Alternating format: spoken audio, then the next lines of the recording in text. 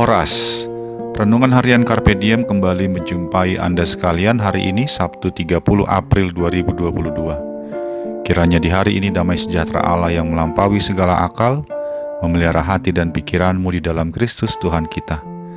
Marilah kita memulai renungan firman Tuhan hari ini dengan menyanyikan buku ND nomor 750 ayat yang pertama dan kedua.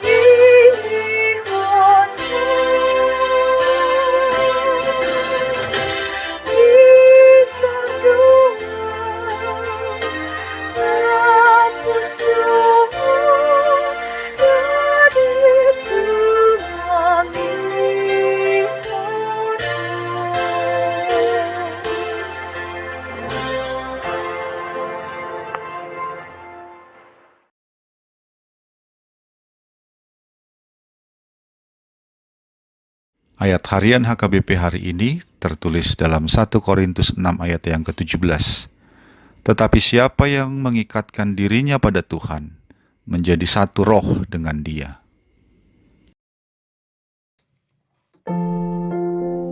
Setiap kita butuh mengikatkan diri dengan sesuatu dan menjadi satu dengannya. Misalnya mengikatkan diri dengan lawan jenis kita dan menyatu dengannya sebagai suami atau istri. Juga mengikatkan diri dengan suatu organisasi seperti Parsautaun atau gereja misalnya, dan menyatu dengan semua orang di dalamnya sebagai suatu keluarga besar. Rasul Paulus mengingatkan warga jemaat di Korintus agar berhati-hati di dalam hal mengikatkan diri dan menyatu. Jangan sampai mereka mengikatkan diri dengan perempuan cabul, karena dengan demikian mereka menjadi satu tubuh dengannya. Atau dengan kata lain, janganlah umat mengikatkan diri dengan hal-hal yang tidak berkenan kepada Allah, karena dengan demikian mereka menyatu dengan dosa dan segala keinginannya. Hal itu tidaklah dapat ditolerir setelah mereka menerima Kristus sebagai Tuhan. Karena setelah mereka menerima Kristus, umat telah mengikatkan diri dengan Tuhan, dan dengan demikian menjadi satu dengan Kristus di dalam roh. Oleh karena itu tidaklah dapat diterima jika umat masih mengikatkan diri dengan percabulan dan tindakan dosa lainnya. Sebab Allah tidak boleh diduakan di dalam tubuh manusia. Sahabat Carpe Diem yang dikasihi Tuhan, setelah kita dibaptiskan, kita telah menyatu dengan Kristus, baik di dalam kematiannya maupun di dalam kebangkitannya. Demikian yang dikatakan dalam Roma 6 ayat 3-5. Dengan baptisan, kita telah mengikatkan diri dengan Kristus dan menjadi satu dengan Kristus dalam roh. Dengan demikian, tubuh kita bukan lagi milik dosa dan telah menjadi milik Kristus. Tubuh kita telah menjadi bait Allah. Oleh karena itu tidak selayaknya lagi kita yang telah menyatu dengan Kristus menyatukan diri lagi dengan segala perbuatan dosa. Sebab apa yang kudus di dalam diri kita, yaitu Allah, tidak dapat disatukan dengan apa yang cemar, yaitu dosa. Dengan demikian firman Tuhan hari ini memanggil kita untuk menyadari bahwa kita telah mengikatkan diri dengan Kristus dan menyatu dengannya di dalam roh. Biarlah kita menjadikan tubuh kita sebagai bait-Nya dan hanya mengerjakan apa yang menjadi sama dengan kehendak-Nya yang kudus. Amin.